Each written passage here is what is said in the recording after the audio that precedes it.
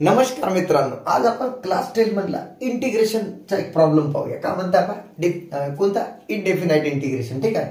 का म्हणताय पहा की इव्हॅल्युएट आपल्याला सॉल्व्ह करायचा की x² + 2 divided by x² + 1 into a चा power x a raise to power x plus tan inverse x dx याला इव्हॅल्युएट करायचा.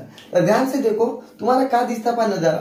जर याला तुम्ही याला जर डेरिवेशन केल्या तर 1/1 + x², कारण तुम्हाला माहित आहे ना की ddx of tan inverse x म्हणजे काय होते बाबा 1/1 + x². एवढी तो गोष्ट आपल्याला माहित पाहिजे. ठीक आहे. हा नजारा हलकासा आपल्याला दिसत आहे, बरोबर.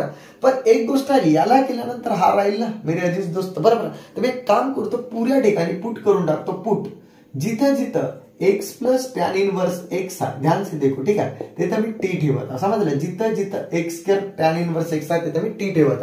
तर काय होईल पहा, याला डिफरन्शिएट करा विथ रिस्पेक्ट टू x. ठीक आहे.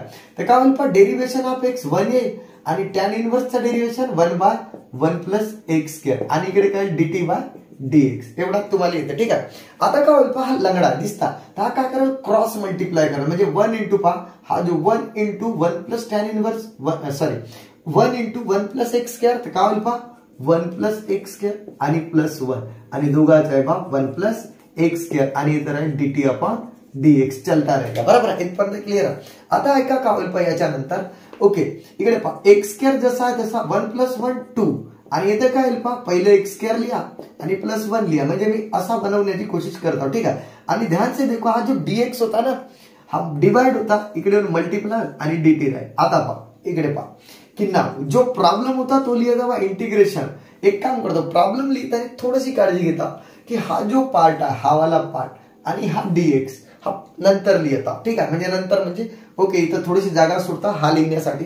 तर काय होईल पहा, x² + 2 डिवाइडेड बाय x² + 1, आणि एक काम करता ओके dx हा पार्ट पहिले लिहिलो, आणि हे जे दंडार होती a रेज टू पॉवर पहा, चेक करा, a raise to power x plus tan inverse x तो मी नंतर लिहिता. ठीक आहे. इथपर्यंत समजलं असेल तुम्हाला. ठीक आहे मेरे अजीज दोस्तो.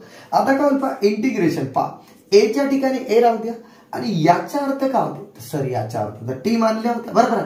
आणि इकडे पहा, ध्यान से देखो, हा जो पार्ट दिसताय ना, हाच पार्टचा नजारा सर मला इथं पण दिसताय. म्हणजे हाच म्हणजे dt होते. ओ नाईस. ठीक आहे.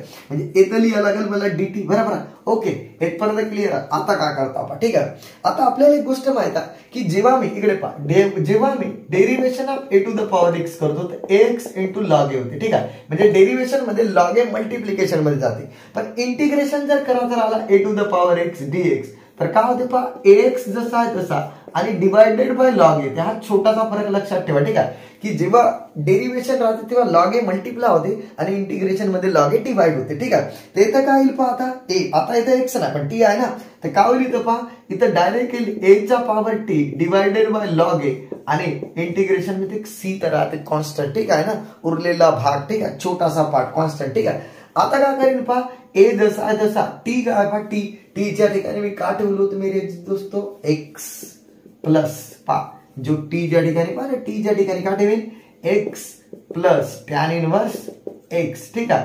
आणि +c आणि डिवाइडेड बाय log a, आणि हा झाला आपला I = आन्सर. ठीक आहे. हा जो क्वेश्चन आहे ना 3 मार्काला विचारायचा, बिलकुल कांडरला क्वेश्चन आहे, घेऊन देऊन मोकळा. ठीक आहे. तर अशा प्रकारे आपला फायनल आन्सर झाला, आणि मला आशा आहे की सर्वांना समजलं असेल. बाकी आपण ब्रेक के बाद पाहू. ठीक आहे.